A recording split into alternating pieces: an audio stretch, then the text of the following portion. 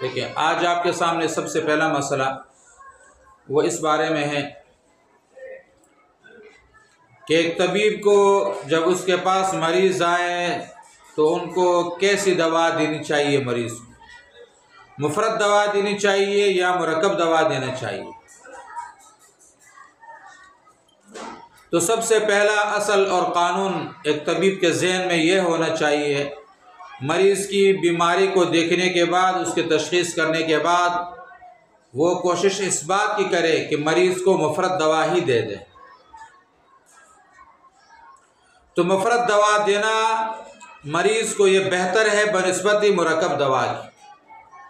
इसी तरह जो दवा दो अज्जा से मुरक्कब हो वो देना बेहतर है बनिस्बत उस दवा की जो कि तीन अज्जा से मुरक्कब हो।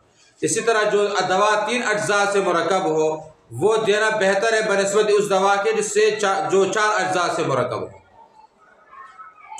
यानी मुफरद दवा मुरक्कब से बेहतर है और मुरक्कब में वो मुरक्कब जिसके अज्जा कम हो बनिस्बत उसके जिसके अज्जा ज़्यादा हो वो बेहतर है। ये बात समझ में आ गई बात? क्यों, इसकी क्या वजह है? देखिए मतलब इसके दो वजूहात हैं। सबसे पहली वजह यह है कि मुफरद तबईयत पर बनिस्बत मुरक्कब के अखफ होता है, खफीफ होता है। तबईयत उसको आसानी से हज़म कर लेता है, आसानी से उसे अपना फ़ायदा हासिल कर लेता है। और मुरक्कब खफीफ नहीं होता। इसी तरीके पर वो दवा जो दो अज्जा से मुरक्कब हो वो भी तबईयत पर अखफ होती है बनिस्बत तीन अज्जा वाले की, और इसी तरह तीन अज्जा वाले अखफ होती है बनिस्बत चार अज्जा वाले की। इसलिए जो दवा बनिस्बत तबईयत पर खफीफ होती है, अखफ होती है, वो बेहतर है बनिस्बत उस दवा से जो कि अखफ ना हो। ये बात समझ में आ गई बात? आसान सी बात है, माकूल बात है। दूसरी वजह दवाएं मुफरद देने की बात यह है कि भाई देखें, क़वानीनी अदविया को मुरक्कब करने के क़वानीन में आपके सामने बात आ जाएगी।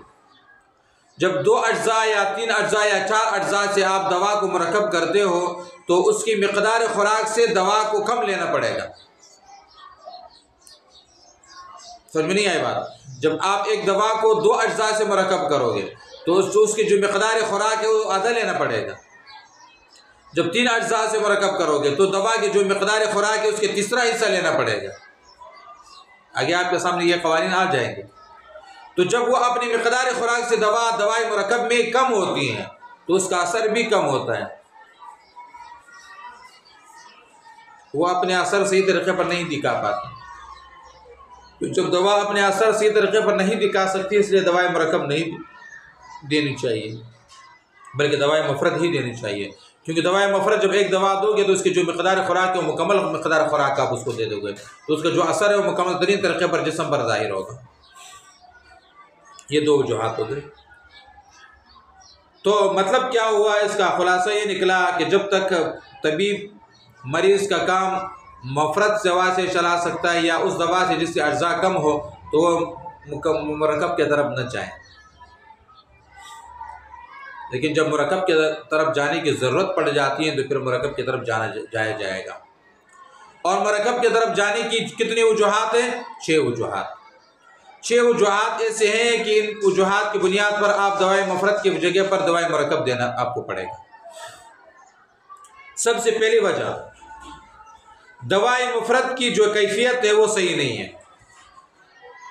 दवाई मुफरद की कैफियत सही नहीं है, मसलन उसका जायका ख़राब है बहुत, या उसकी बू जो है इंतहाई ख़राब है, तो लिहाजा उसकी कैफियत ठीक करने के लिए आप उसके साथ कुछ चीज़ मिलाते हैं।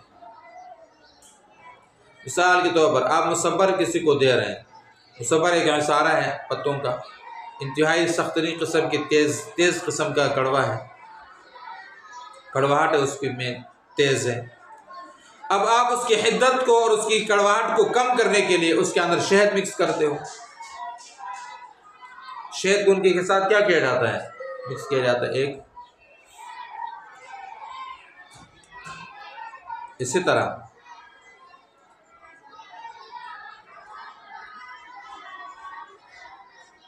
खियार शुम्बर, ये फ्लूस जिसको हम लोग कहते हैं फ्लूस, ये इंतहाई बदबूदार है।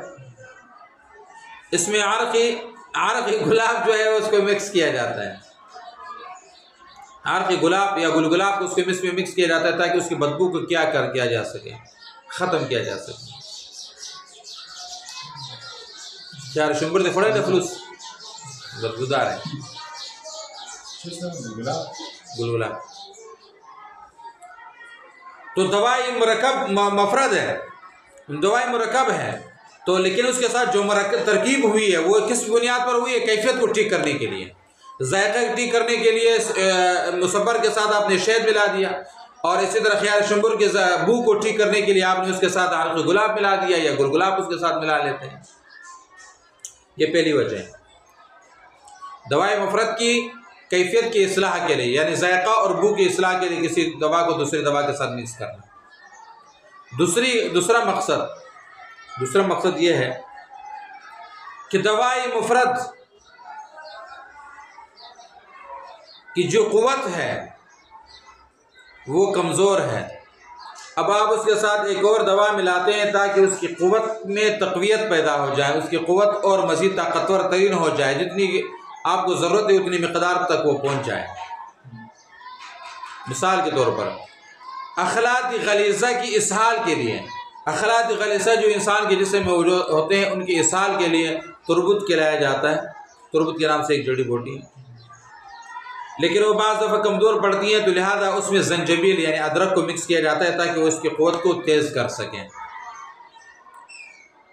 तुरबुत के अंदर साथ ज़ंजबील को मिलाया जाता है ताकि उसकी क़ुव्वती इसहाल, अखलात गलीज़ा की क़ुव्वती इसहाल जो है उसमें को बढ़ाया जा सके। समझ में आ गई बात?